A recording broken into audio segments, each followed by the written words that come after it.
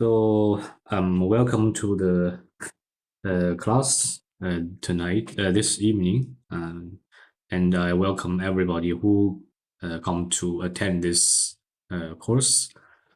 So today, our main purpose is to read this Winternitz, A History of Indian Literature, and continue what we have done last time.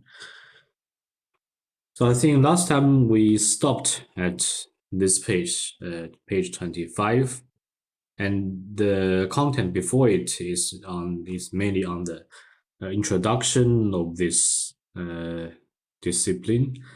That means the Indology, and it also introduces many great names, which means the great Indologists in the history of Indology and the Buddhist studies. So I think maybe last time I forgot to mention several important names, and they actually come at the end of the first section. For example, you can see on this page, we have this German scholar, Franz Kirnhorn. He is a very famous Indology on Indian grammar. So his main research field is Pani, or the so-called Sanskrit grammar. That is his main research field. And also we have this Ludus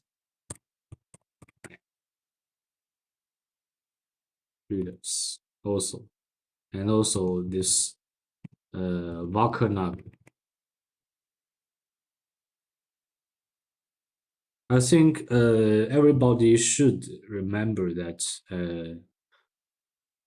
Vakarnagar is a very famous and actually very important scholar in the history of Indologies. Why? Because Vakarnagar wrote an incomplete German grammar of Sanskrit language in German.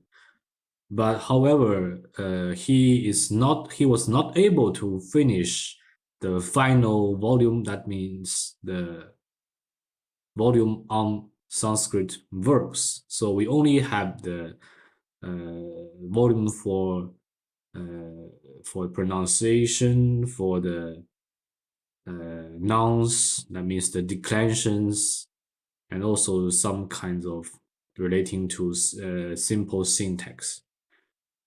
And when mentioning, if we have to mention Vakarnagar, we also have to mention another very great scholar, that is the Leerbrück. His main achievement is the syntax, Sanskrit syntax. That is very important. Yeah. Okay, that is what we have left last time, and I think these are the things we need to add. Okay, now today we'll read the section on the chronology of Indian literature. I don't know if any one of you have any idea on the time concept of ancient Indians or not. Unfortunately, for the very beginning of Sanskrit or even the Vedic literature, there is no absolute dating for that. We only have a relative dating or the approximate dating for that. Usually people will date Vedic time, starting Vedic period. Usually, I think it starts from somehow like 1500 BC, somehow like that. And the end of this period is somehow problematic, but usually it's possible to date as, for example, like to 400 BC or 200 BC. But I think maybe 400 is possible. Yeah, I will accept this as the end of Vedic period. Usually like that. But if you see any different theories on the period of Vedic, when Vedic is was popular, then there is also many different theories. So which theory is correct? It's hard to tell, but usually it's about it should start at 1500 BC and to about 500 or 400 BC, like that. Okay. We'll just skip the very beginning of this part and we just read from here. So we have seen that the first, what we can be sure is that it is certain that Buddhism arose in India about 500 years before Christian, and that it presupposes that the whole Vedic literature, as represented by its chief works, as practically finished, so that one can assert the Vedic literature, apart from its latest excrescence, is on the whole pre-Buddhist. It was concluded before 500 BC. You see that now that Winternitz will conclude that the Vedic must be before 500 BC. Also, the chronology of the Buddhist and Jain literature is fortunately not quite so uncertain as that of the Brahmanical literature.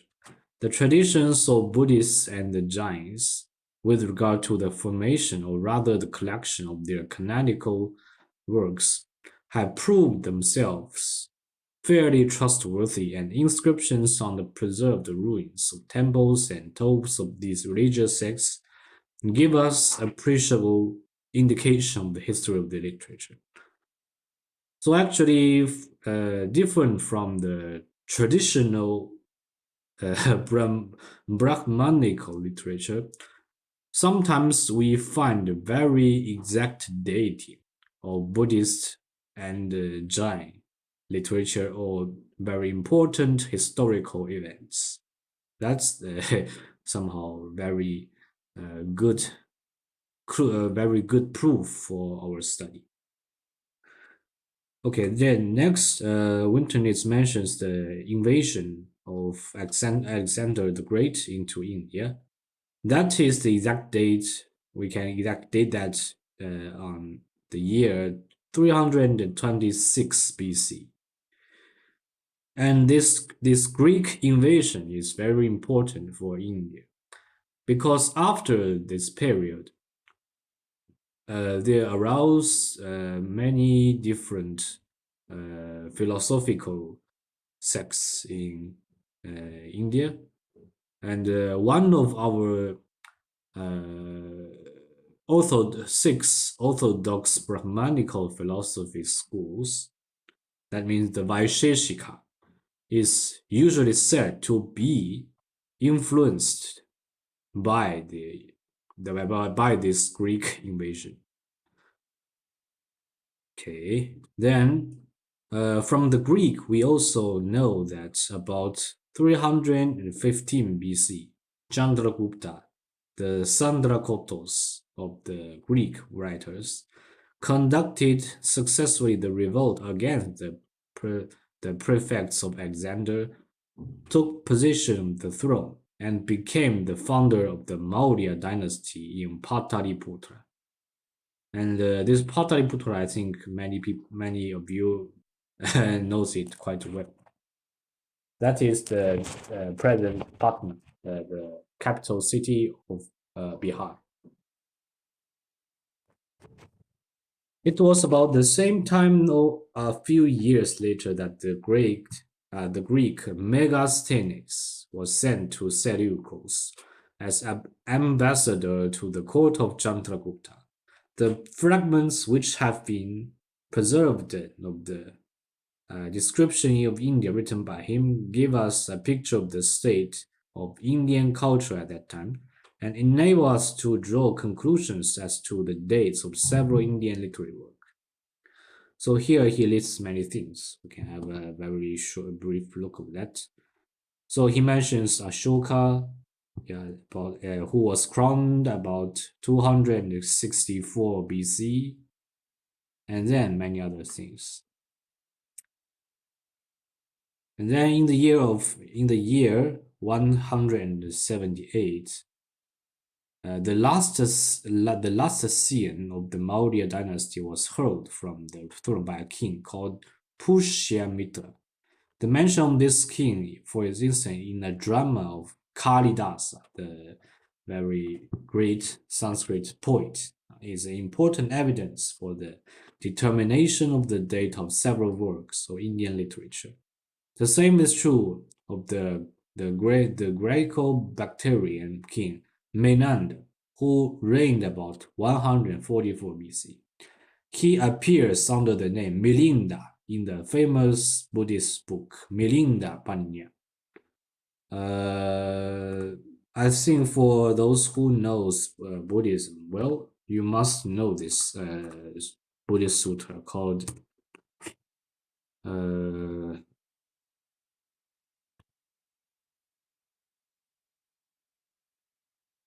I don't know if this one should write like this or not, but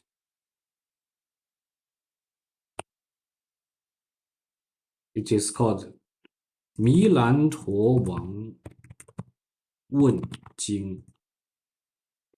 I suppose this the title of this sutra be this. If what I've said is wrong, please just correct me immediately. Okay. So in this sutra, is the basic contents is that there is a Buddhist monk called Na Xian. He is a Buddhist bhikshu. Okay, bhikshu, bhikkhu. So the name of this bhikshu or Buddhist monk in Sanskrit should be like Nagasen, something like that. So it was transliterated phonetically into Naxian, Naksen, like this. So this is actually very famous document for scholars. And next to the Greeks, it is the Chinese to whom we are indebted for some of the most important date determinations of Indian literature history. So actually, if you want to learn more about the ancient period of Indian history, reading the Chinese document and books is very important, especially those written by Chinese monks traveling to India. For example, we know that Xuanzang and Yi Jing, two most famous Buddhist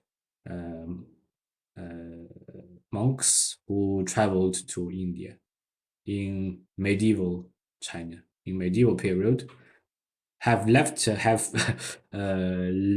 to us many precious description of the Indian society at that time. Yes, here witness also mentioned that Xuanzang, okay, Xuanzang, and then Yi Jing, yeah, here.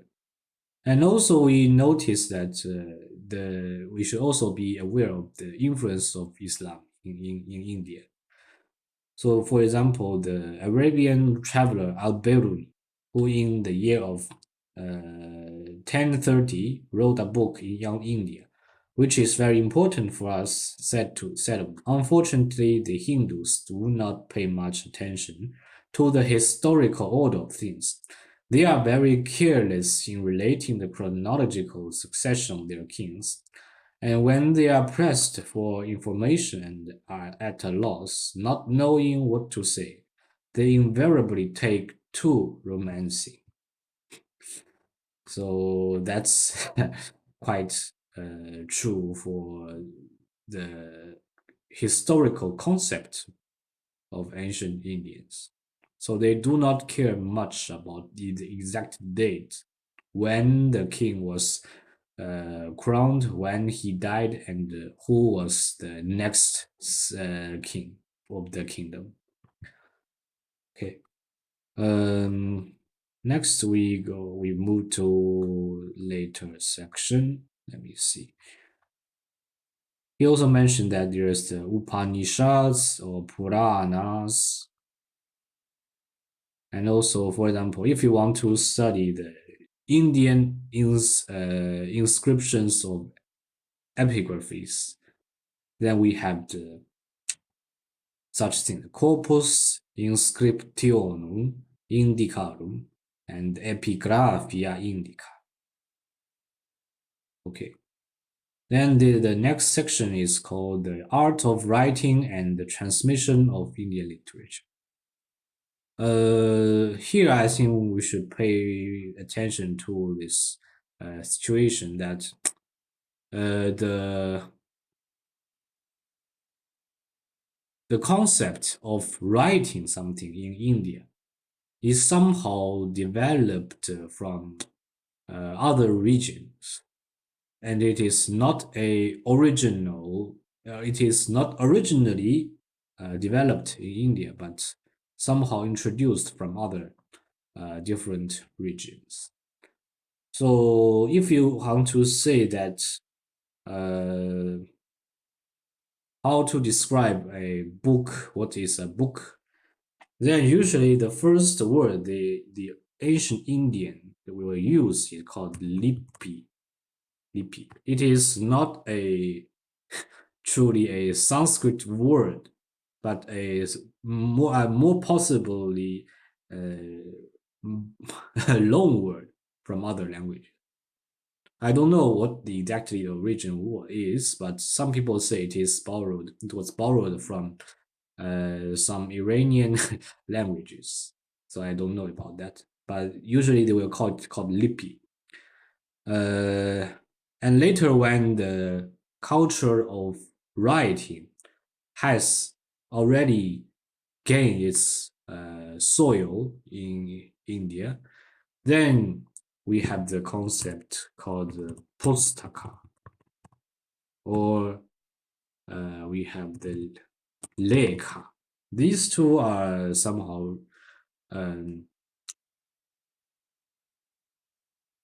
can be equalized to the modern concept of book. But as you know that in India, it is usually a kind of common material to make a book. I mean, the palm leaf. Palm leaf is the most common material to make manuscripts, or the so-called pustaka or lekha. And there's also other materials for Indians to write things on. For example, the so-called country paper, that is the low quality paper of low quality. And even you have birch bark. Birch bark is usually used in northwest India, for example, in Kashmir, in Pakistan, or in Punjab, where the birch kind of tree has been largely destroyed. And also sometimes they also have other different kind of writing materials, but usually these three, palm leaf, country paper, and birch bark, are the most common thing. Okay. And except for the so-called pustaka or lekha, you have the epigraphy. So you will have to put the your fonts and paragraphs a onto a rock. Yeah, you have to put them onto a rock. So we have the epigraphy, you have the inscription. Yeah. Okay, then we have to look at these.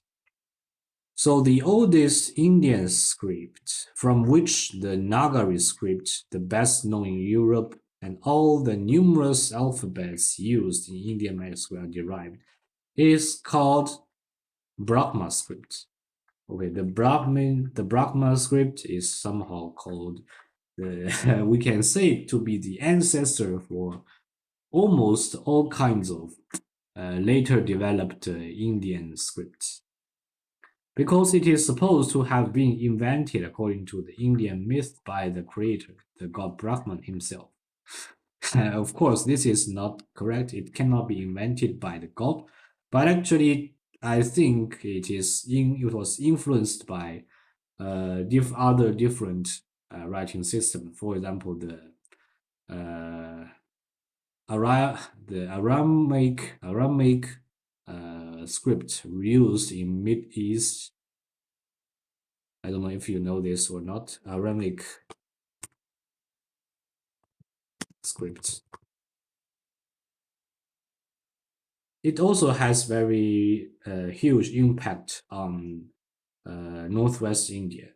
You will find a lot of um, manuscript written by this script on birch bark, and usually that all those contains mostly the Gandharian materials, the Gandharian.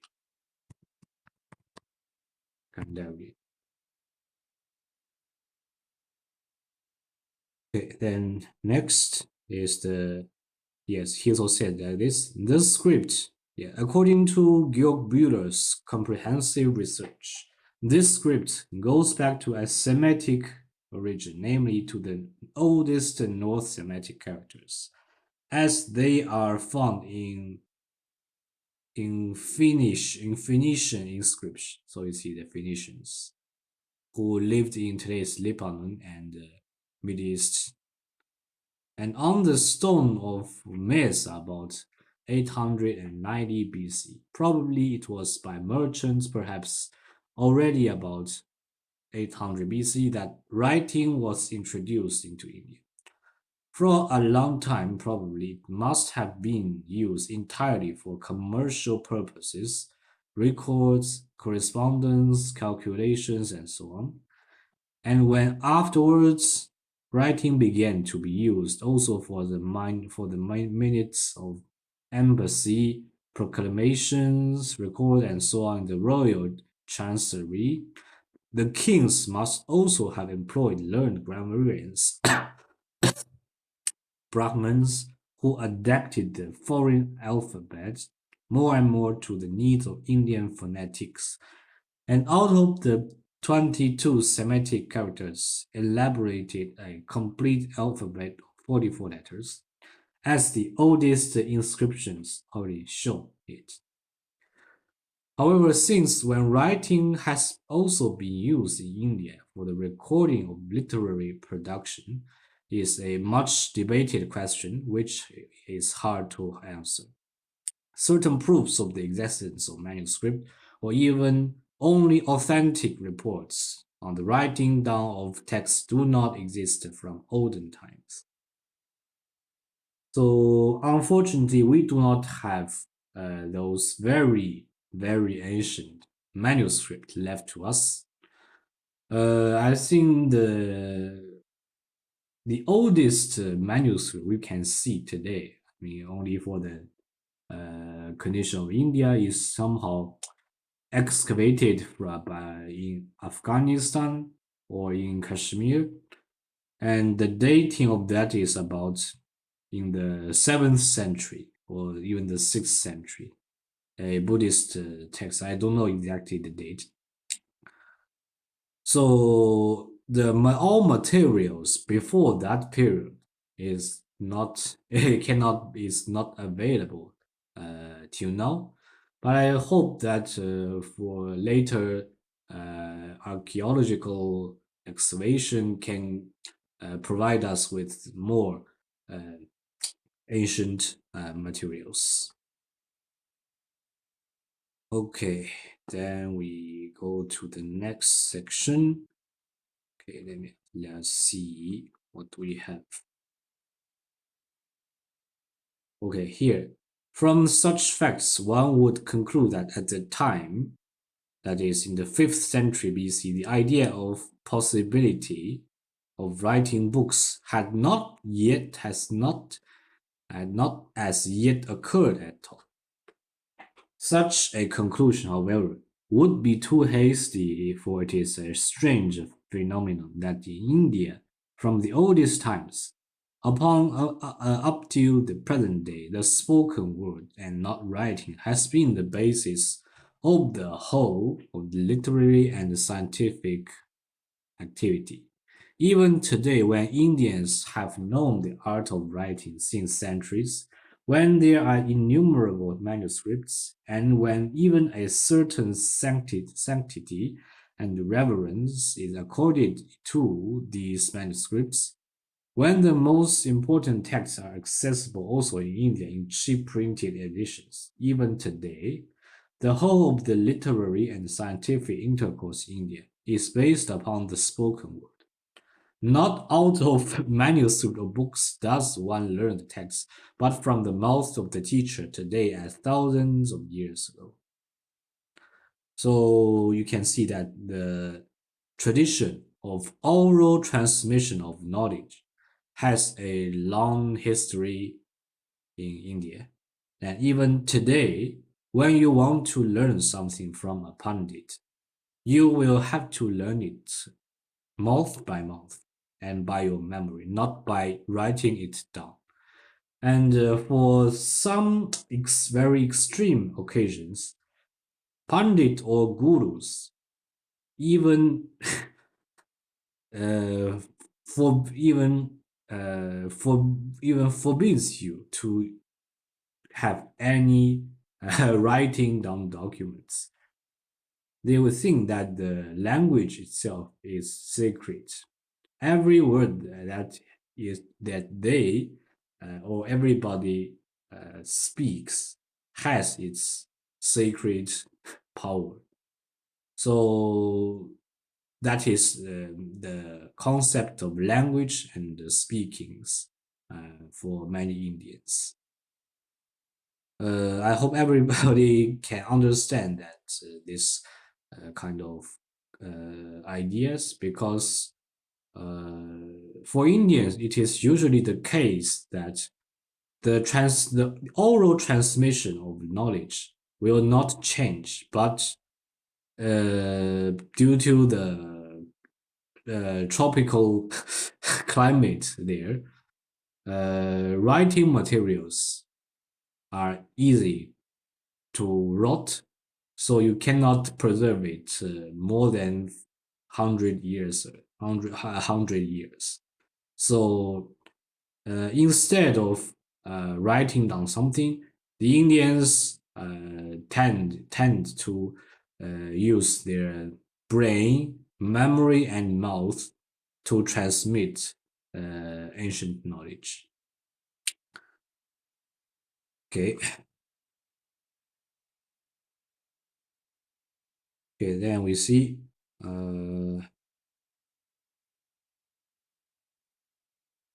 therefore the fact that in the older literary works there is no mention of manuscripts is not absolutely a proof of the non-existence of the latter. That we also need to pay attention to. The emphasis on oral transmission does not mean that they ban writing. Actually, writing is important, but writing is only if you if you have to rely on writing. That is only a subsidiary method for oral transmission. So that's not a very strange thing for Indians. Perhaps they are not mentioned only for the reason that the writing and reading of them was of no importance, all teaching and learning being done by word of mouth. Therefore, it is yet possible that already in very ancient times also books were copied and used the same as now as aids to instruction. That is the opinion of some scholars.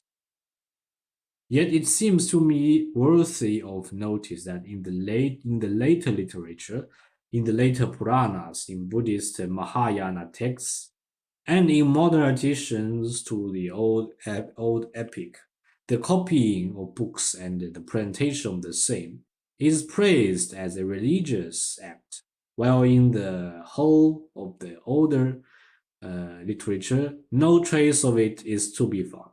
It is also significant that the old works of phonetics and grammar, even the Mahabhashya of Patanjali, in the 2nd century BC, take no notice whatsoever of writing, that they always treat of spoken sounds and never read of written characters, and that the whole grammatical terminology also has only the spoken word and never the written text in view. From all this, it is after all probable that in ancient times there were no written books in India. Okay, so that is Winternit's idea that we cannot conclude that writing and copying does not exist in ancient, but for the time being, there's no direct evidence for the existence of written books.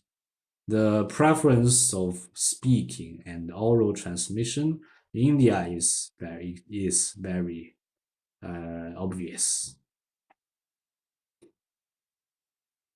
I think that all of you can compare this very strange phenomenon to the writing tradition in China. So for Chinese, it is a very key or so-called really significant things to document the history correctly and exactly. That is our cultural, our way of cultural thinkings, I think. But for Indians, it is not the case. They only believe in the sacred power of spoken language. That's it. That can somehow we can understand that from this point, you can see somehow very the very difference of the cultural beginnings in India and that in China. Okay, let me see the next one. Okay, so this we shall jump, and jump. So you can see that in the tradition, in the introduction in the section of introduction, Winternitz also has many things to say. That is to give us that the purpose of it is to give reader a very brief but a whole construction of how Indian literature was formed. Let me see what's next. The Pratishakya. Okay, that is the old phonetic manuals of instructions. Pratishakya. That is basically to teach how to read the Vedic texts. Very important. Okay, the printing system is not so good. Okay, you see that here he also mentions the writing material. Here is actually also the writing material, the Indian manuscripts. Yeah, were found in Nepal, Japan, and East Turkestan. The manuscripts found in Nepal date back as far as the 10th century and in Japan, manuscripts on palm leaves have been discovered which date from the first half of the 6th century. Since the year of 1889, there have been finds of manuscripts in Kashgar and its environs, which take us back to the 5th century. And Stein, yeah, the Swedish explorers Stein, in the year of 1900, dug up out of the sand in the desert Taklamakan near Khotan 500 small tablets of wood covered with writing, which reach back to the 4th century and were perhaps old still. So this actually was a very great loss for China because we do not have the such scholars at that time to read the old Khotanese language. Okay. And also beside the traditional writing materials, as I have mentioned in the beginning, that we have palm leaf, country paper, birch bark, and again, we also have wood as a writing material, especially for the Buddhist writings.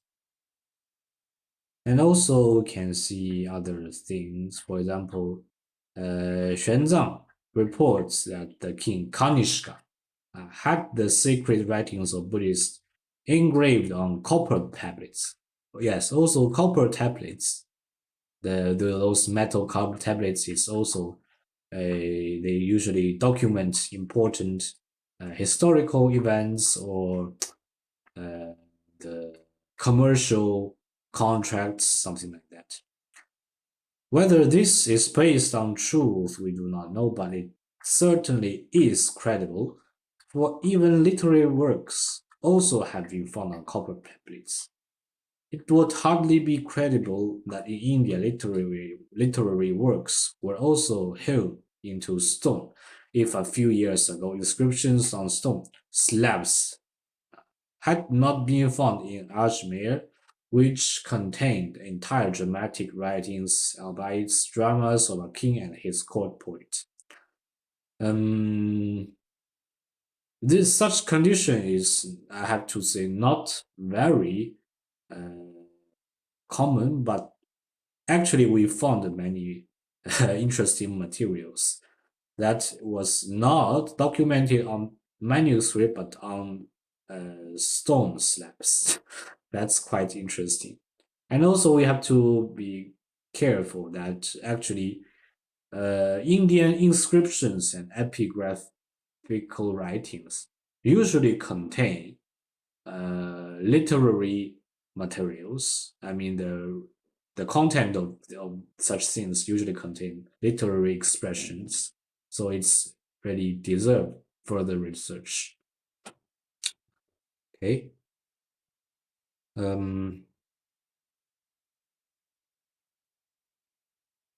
In spite of the above-mentioned predilection of the Indians for oral teaching and learning, yet already many centuries ago they began to collect manuscripts and to preserve them in libraries. Such libraries, we can say usually as the so-called Saraswati Bhandagar, as the Indian call them, existed and even now exist in numbers of monasteries and temples, in the palaces of princes, and even in the private houses of the wealthy.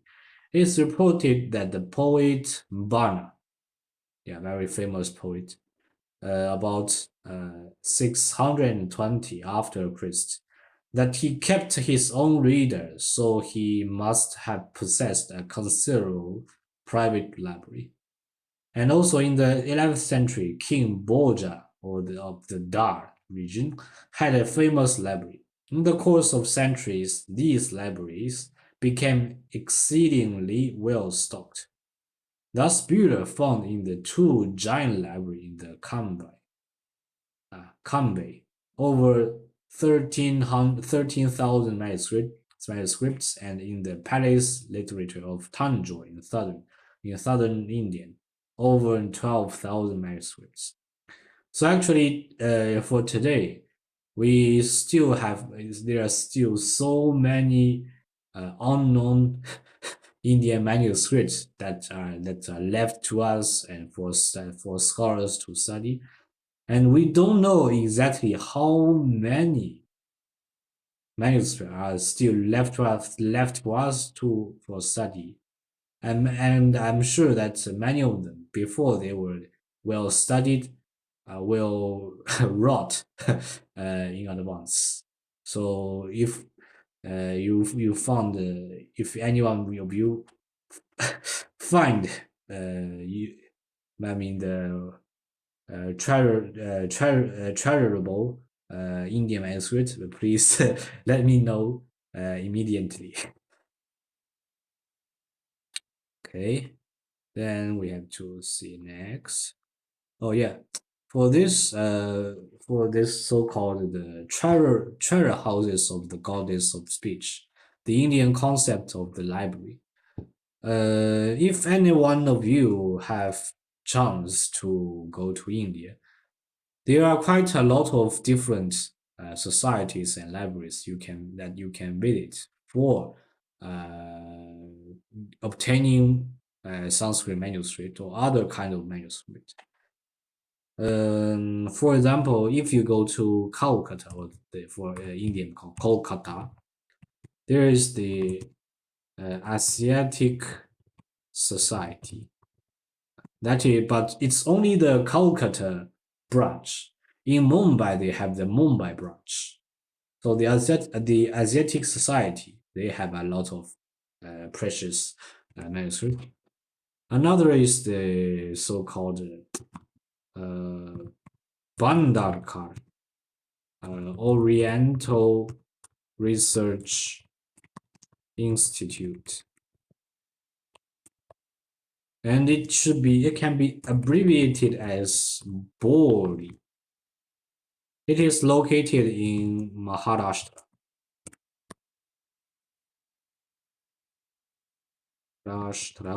In the city of Pune. I've been to this place for twice or thrice, and I've also seen their stocks quite huge. And also many unknown of infamous private stocks in southern India, South India. For example, if you go to Madras, that is today's Chennai, they have a lot of things, and also the Pondicherry, the former French colony, they have a lot of things. And in Pondicherry, they have the Eiffel thing. That is是这个法国东方科学院的这个本地治理分部。They have such a branch, yeah, in India. And also, if you have chance to go to South India, you must visit the Kerala. There's also many good place and quite huge amount of manuscripts that wait for scholars that waiting scholars for further research. Yeah. Okay. Then we go to the next section. So it is called Indian languages in their relation to literature. Although this course is called the History of Sanskrit Literature, but we should always remember that in India there is not there is also other ancient languages other than Sanskrit. For example, Tamil. The Tamil language also has a very long history, and even some kind of unknown things. For example, all the Dravidian languages. Dravidian languages. The most ancient thing is the Tamil, the Tamil language, and the Telugu, and Kannada, and the Malayalam. It is usually these four, actually. These four are the most important things.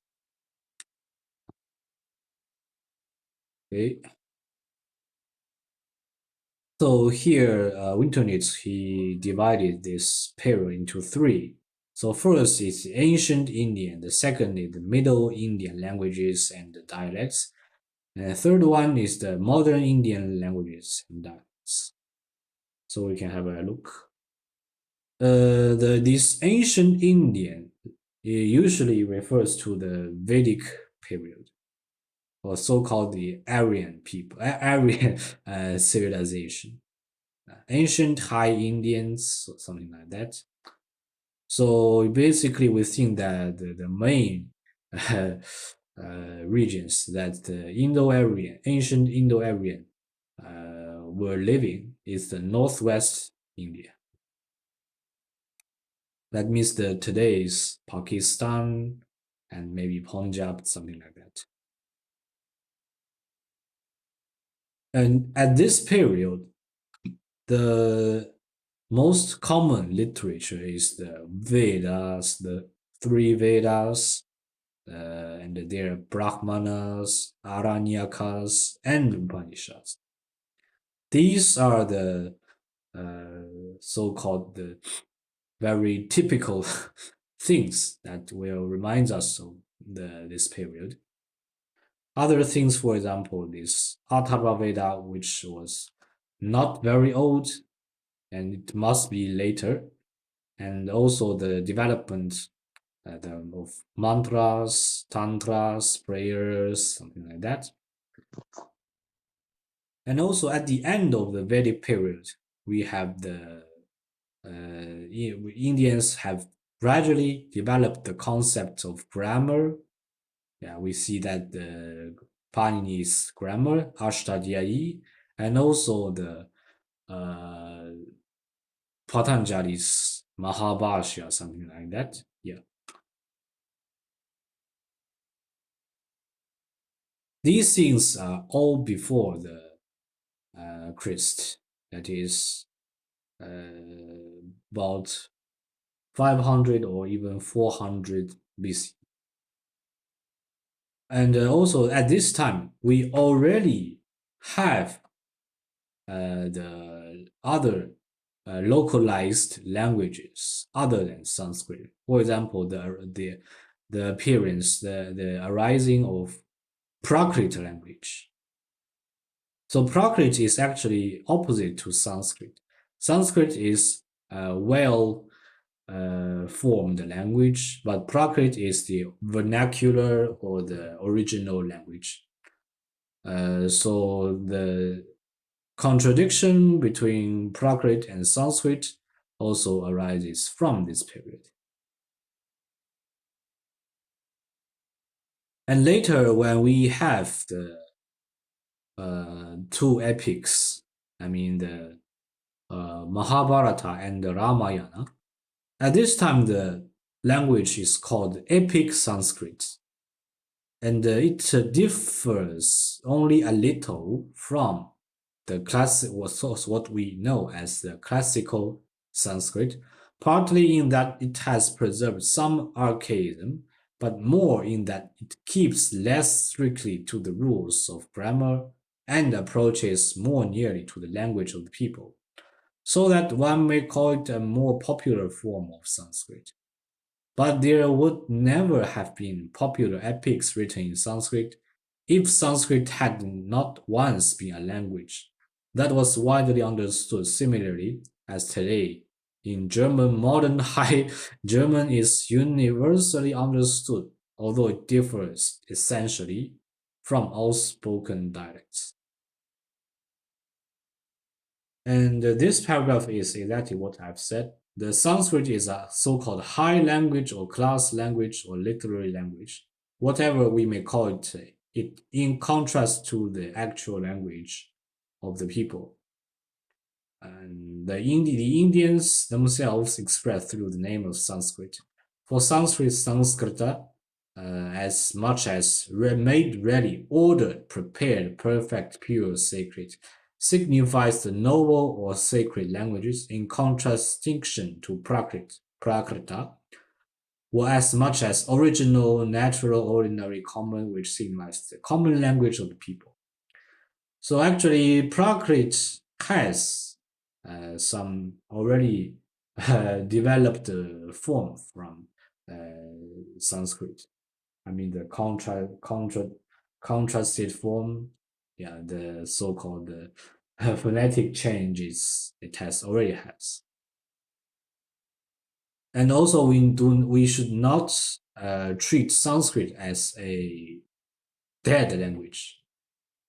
In in today's India, there is still a small group of people speaking Sanskrit as their mother tongue, but we can imagine that such kind of Sanskrit is already being influenced by modern languages as Hindi, Urdu, and other things. And what we call as this classical Sanskrit usually means that kind of Sanskrit that has been uh, purified by Panini's grammar. That is, the Sanskrit which, according to the rules of his grammar, is alone correct.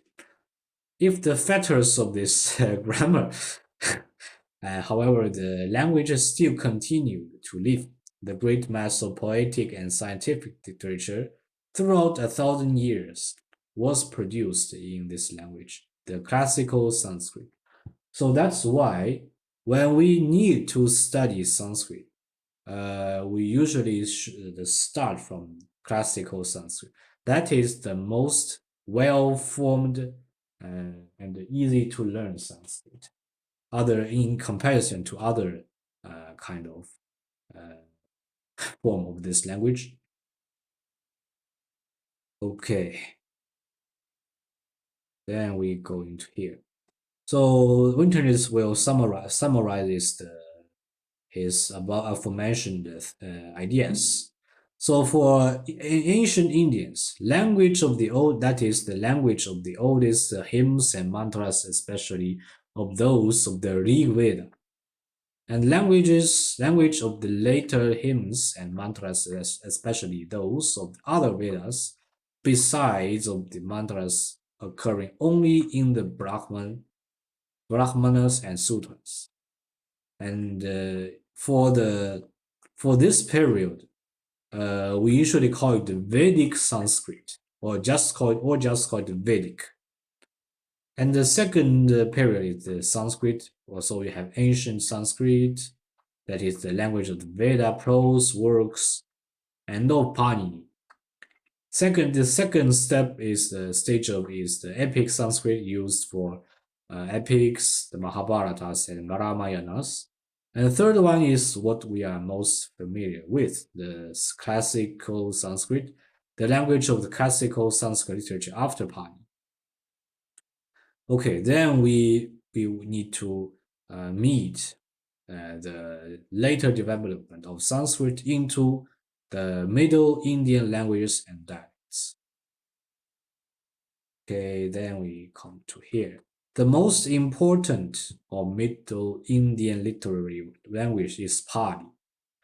Yeah, usually after you have learned well Sanskrit, the next language you should start learning with is Pali, which is most popular, probably the most popular and most important Middle Indian literary languages. And today, Pali is also used in Sri Lanka, Myanmar, and Thailand, used for teaching monks of Buddhist texts. So, what is actually the origin of Pali? That is also a very big questions for scholars. Usually, we think that Pali is based on the dialects of East India, that is the Magadhi language, because Buddha himself first preached in the land of Magadha, that is the southern Bihar. And according to many later researches, Pali is somehow, though it is very similar to Sanskrit, but it preserves many features of the Magadhi language.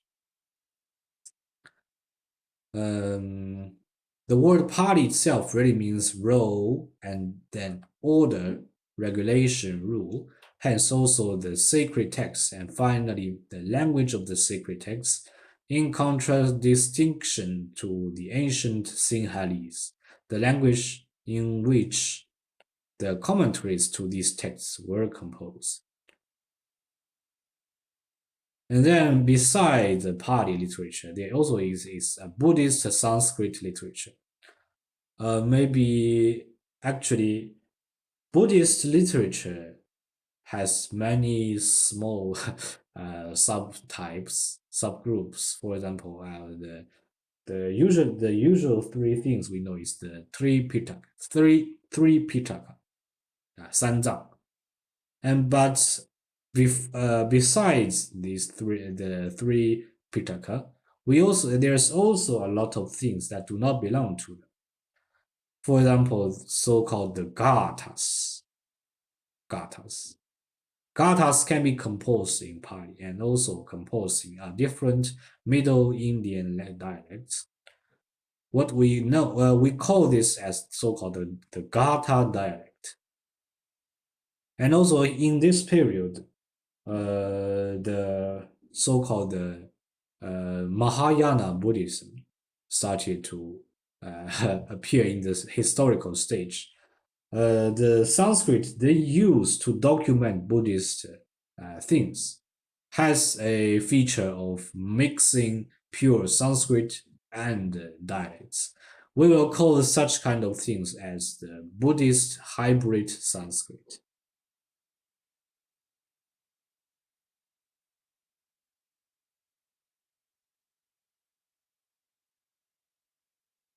There is also a special dictionary for this language, the Buddhist hybrid Sanskrit. It is abbreviated as BHSD, composed by a scholar called Edgerton. I hope you may know these things, or if you have experience of attending other Buddhist courses, I think many of the teachers will tell you that there is a such kind of dictionary called BHSD, composed by Edgerton. So this is important when you want to read some Buddhist hybrid Sanskrit materials. And third one, like the Buddhists, the Jains also have their own language to document things. But that's different from Pali. They usually have this so-called Jain Prakrit, and or more commonly used is Jaina Maharashtra. Jaina Maharashtra. Jaina Maharashtra is a very well-formed middle Indian dialects, and also we have a manual and a dictionary for this language. But for this Jaina Prakrit, we also have the name Ardha Magadhi or Arsha. It also has some special dictionaries to refer to. So if you want to do some Jaina materials, these two languages are actually the are necessary for your research. Yeah. Okay, the fourth one. So we have already introduced that for Prakrit, the Prakrit that is most similar to Sanskrit is Pali. And then we see that this Gata dialect and the Buddhist hybrid Sanskrit. And third one, we've seen the Jaina Prakrit and Jaina Maharashtri. And the fourth one, not Jaina Maharashtri, but Maharashtri. It usually has some different things. For Maharashtra, it was usually used for composing poems, especially the lyrical parts of dramas. If you've seen that in a drama, different characters use different languages. That is actually a way to show the different social status of that character. For example, usually the king, the highest ranked one, speaks Sanskrit, but his servants will speak Maharashtra, and those beggars, or with those who are ill-virtued, speaks somehow like Paishaji or even artificial Prakrit. That's very interesting things in Indian dramas. Okay, the fifth one, Shaura Seni. Yeah, Shaura Seni. That is usually used in the region of Mathura. Also in the today's uh, Uttar Pradesh, West Uttar Pradesh. The sixth is the so-called people or persons of lower classes speaks Magadhi, but not Arda Magadhi in the drama, the dialect of Magadha, and also Paishaji. Paishaji is somehow it has very very strange legends of this language because it is said to be the language of Pishaja, or we call it 食尸鬼 Pishaja, a class of demons. I think, yeah, you can see a fiend, ogre, demon. And I've seen some people translating it as ghoul, 食尸鬼. I don't know if it is true or not, but actually it is well accepted things that Paishaji is the language of ghouls, the demons called Pishajas. But actually, for Paishaji language, we have a very important books. That is the Gurnadias Brihakatha. That is composed in Paishaji language. And the eighth one, oh, this is also interesting. The so-called Apabhransha language. Apabhransha language is actually the base for modern Hindi and Urdu. But we need to be careful that Urdu has a lot of mixture of Persian and Arabic loanwords. But for Hindi, it's mainly based on Apabhransha. It was developed on the basis of Apabhransha language. Okay, that is the condition in the medieval period of India. Okay, then we go to the so-called the modern Indian languages and dialects. That's later than the medieval period. So you see that by about the year 1080, the modern Indo-Aryan vernaculars had developed out of the Middle Indian dialects. And from the 12th century onwards, These languages can show literatures of their own, which are partly independent and partly dependent on the Sanskrit literature. So at this period, we first uh, we for the first time meet the name Hindi, the language of the ancient Madhya Pradesh, the Midland.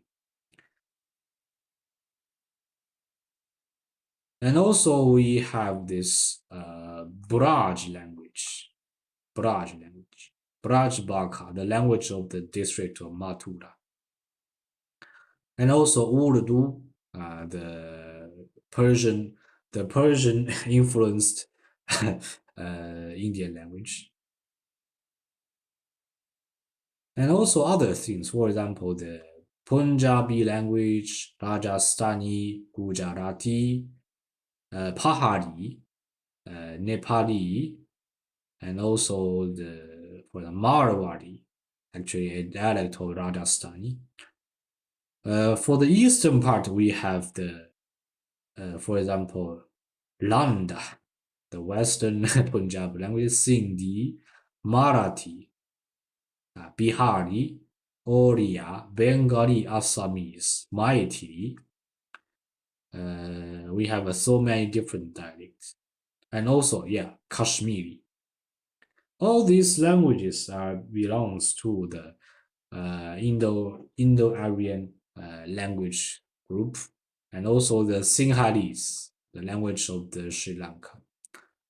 But we have to pay attention to these Dravidian language. They do not belong to the Indo-European language. They are a independent language group, Dravidian language. And also other less known things, which actually we have to know about the language condition of modern India. For example, we have this so-called Munda language belongs to the same group as the Khmer, and also some kind of strange language belonging to the Tibeto-Burmese languages, and also the Dravidian languages. Yeah, many different things. Yeah, Malayalam, Kannada, Telugu, Tamil. Okay, that is we see that it is all the content of the introduction.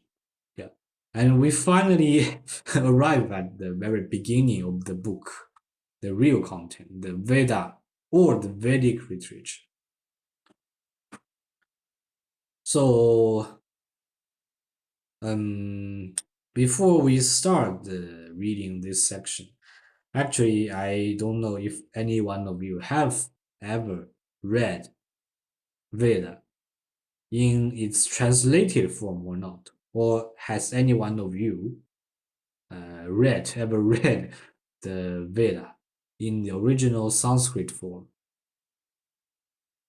I think if you know this literature, maybe there is a Chinese translation, an old Chinese translation by this scholar called Wu Baihui, but it is also a selected translation. Wu Baihui.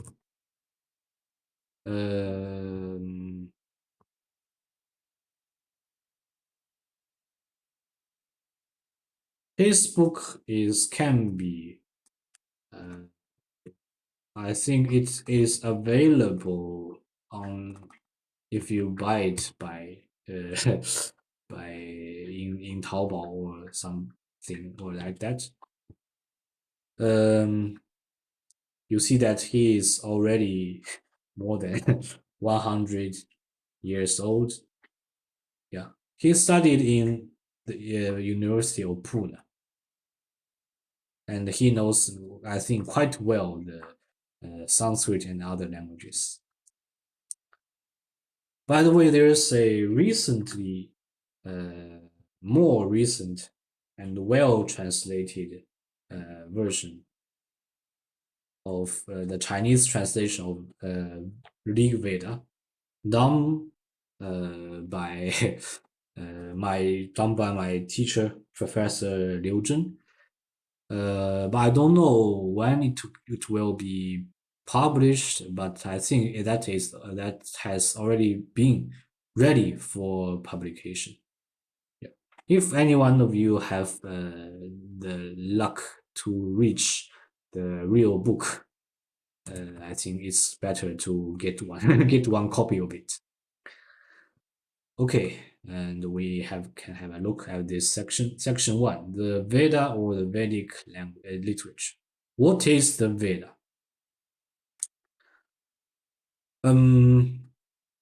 I think actually for Indians, Veda, the importance of Veda is not as much as that of the two epics, the Mahabharata and the Ramayana, because the language of in the Rig Veda or the Veda for the whole is too difficult for people to understand. Then what is Veda actually?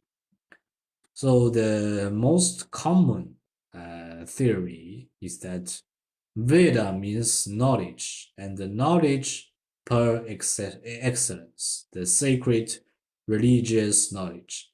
It does not mean one single literary work, as for instance the word Quran, nor a complete collection with a certain number of books, for example the Bible, or as the Tripitaka. But it is a whole great literature which arose in the course of many centuries, and through the centuries has been handed down for generation to generation by verbal transmission, till finally it was declared by a young generation. But even then, at some prehistoric period, to be sacred knowledge, divine revelation as much on account of its great age as on account of its contents. It is here not a matter of canon which might have been fixed at some council. The belief in the sacredness of this literature arose, as it were, spontaneously and was seldom seriously disputed.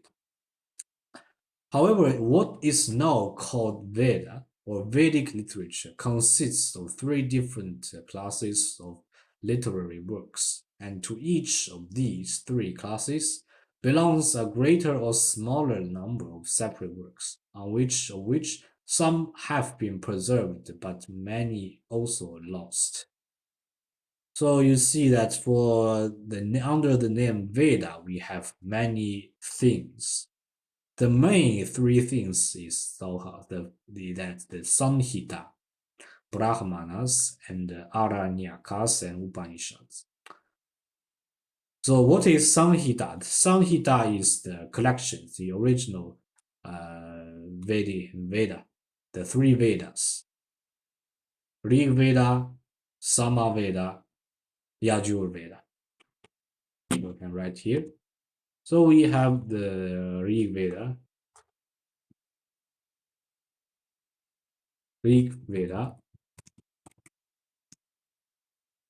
Sama Veda, and Yajur Veda. Maybe some of you may ask why we do not include Atharva Veda into this. Actually, Atharva Veda, its date is quite newer in comparison to the three Veda. And actually, the traditional Indian idea of the date of Veda do not include Atharva Veda into the traditional three. So here we will follow Indians dating for of it. So for the three Vedas, the Samhita is actually these things: Rig Veda Samhita, Sama Veda Samhita, and Yajur Veda Samhita. And the second one, Brahmanas. That is the voluminous prose texts which contain theological matter, especially observations on sacrifice and practical or mystical significance of the separate sacrificial rites and ceremonies. And this we call in, for example, for Samhita, in Chinese we call it 本集. And for the Brahmana, we call it 幻书. And for the third two, the Aranyaka and Upanishad, we call them, the first one is 森林书, the second one 奥义书. You can see that this Chinese translation is actually corresponds to this English one. So Aranyakas, forest texts, and Upanishads, sacred doctrines. These two actually, which are separate, are partly included in the Brahmanas themselves, or attached to them, but partly are also reckoned as independent works. They contain the meditations of forest hermits and ascetics on God, the world, and the mankind, and there is contained in them a good deal of the oldest Indian philosophy. You see that here. In Upanishads and Aranyakas, we find the origin of Indian philosophy. For example, who are you? Where do you come from? And where are you going to? And about does soul really exist? Do we have what is the world of after death? Some such like that. So very simple but really serious philosophical thinkings contained in these two kinds of texts. And there must once have existed a fairly large number of Samhitas which originated in different schools of priests and singers, and which continued to be handed down the same. However, many of these collections were nothing but slightly diverging recensions, shakas, so-called the branches, as the Indians say, of one and the same Samhita. 4 Samhitas, however, are in existence, which differ clearly from each other and which have been preserved in one or more recensions. So that is what we can see as the so-called 4 Veda Samhitas. The Rig Veda Samhita, Sama Veda Samhita, Yajur Veda Samhita, and this Atharva Veda Samhita. For Rig Veda, actually is the knowledge of songs and praises. Atharva Veda is the collection of knowledge of the magic formulas, Atharva. Sama Veda is the knowledge of melody, how to sing, how to chant, how to sing. And the Yajur Veda is basically on the knowledge of the sacrificial formulas, how to perform a sacrifice, how to perform a rite. That is the purpose of teaching Yajur Veda. But for Yajur Veda, actually we have 2 different texts. So the first is so-called the Black Yajur Veda. The second one is called the White Yajur Veda. The first in Sanskrit we call the first one Krishna Yajur Veda. Second one Shukla Yajur Veda. How to distinguish this white and black? For example, For the black one, we have the Taittiriya Samhita and the Maitrayani Samhita. For the white one, we have the Vajrasaneyi Samhita. On account of these four different Samhitas, Indians distinguish between four different Vedas, and therefore one often speaks of the Vedas in the plural. When we should say Vedas. Yeah. In every work that belongs to the class of the Brahmanas, of the Aranyakas, and all of the Upanishads is joined to one of the enumerated Samhitas and belongs to one of the four Vedas. For example, here we can see the corresponding relation. For example, the Aitareya Brahmana belongs to Rig Veda. Shatapatha Brahmana, 百道范书, that is one of our most familiar Brahmanas and most well transmitted Brahmanas among all other Brahmanas. It belongs to the white Yajurveda, and Chandogya Upanishad belongs to the Sama Veda, and so on. If you want to know the complete relation or correspondence, you can search them via Google and Wikipedia. Okay.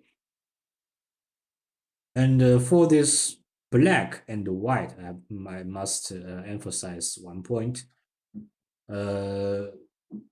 Why we have black and white? Actually, we only have this white Yajurveda, which actually was later newly developed or invented things. And from their aspect, they regard the old and the traditional Yajurveda as not pure and disgusted. So they regard themselves as much more pure in comparison to the older one. So they call them white and call the opposite black. But it's not it's actually exactly not the thing they as they have said. It is actually the black Yajurveda preserves a lot more traditional and original things, while the white Yajurveda has more new inventions and new development. Okay, then we go to the next section. Every work which belongs to one of the three above mentioned classes and to one of the four Vedas must be designated as Vedic. And the whole Vedic literature is thus presented to us as a long succession of works of religious content, collections of songs, prayer books, theological and theosophical treatises which belong to different successive periods of time, but which present a unity insofar as they altogether form the foundation for the Brahmanical religious system, and have the same significance for Brahmanism as the Old Testament has for Judaism or the New Testament for the Christianity. As Jews and Christians look on their holy scripture, so the Brahmanic Indians look on their Veda in its whole extent as divine revelation. And but we also have a name for the Vedic literature. Ancient Indians will call it Shruti. Shruti. In Chinese, we will call this Shruti as 天启. 天启. It's not the the name of the emperor in ancient Chinese. Ancient Chinese history. It's not. It's a different. It's called Shruti. We should translate as 天启. That means actually hearing. Yeah. So actually, Veda all knowledges concerning Veda are transmitted by oral transmission. That's why when a guru or a acharya is teaching you Vedic knowledge by telling you and requesting you to remember them, you actually learn Vedas by hearing it and understanding it. So the whole history of Indian philosophy bears witness that not only the ancient hymns of the Rig Veda were looked upon as a breath note by the god Brahman and only visioned by the ancient seers, but that also every word in the Upanishad, the latest production of the Vedic literature, was looked upon as indisputable wisdom, emanating from the god Brahman himself. So if you want to learn more about the original Indian philosophy, you should read Aranyakas and the Upanishads. And we also have many good commentaries to help us understand what the ancient seers really mean by some words. Okay, I think today we have already reached the time. Time is up. So we can summarize what we have done today. We've finished the introduction section, and today we enter the very beginning of this book, the Vedic literature. We know that the subdivision of the Vedic literature, also called Vedas, we have Samhitas, we have Brahmanas, we have Aranyakas and Upanishads. All these four things consist of forms the terms Vedic literature. And for Samhita, we have four different Samhita: Rig Veda, Atharva Veda, Sama Veda, and Yajur Veda. And different Brahmanas, Aranyakas, and Upanishads belongs to different Samhitas. So the relation of correspondence, we can have a look if you have interest on that. And also we know that how Indian will call the Vedic literature. They call them Shruti because it is taught by the god Brahman. Shruti. We call it in Chinese. We call it Tianqi. Actually, the taught by the devas, something like that. Okay, that's the main content for today's lesson. So if you have any, does anyone have questions for today's content? Okay, if not, then next time we'll continue reading Winternit's book and continue our explorations of the Vedic literature. Okay, that's all for today's class, and thank you very much for attending and listening. And I hope that we can continue to read this in the continuous day in the coming day. And next week we will read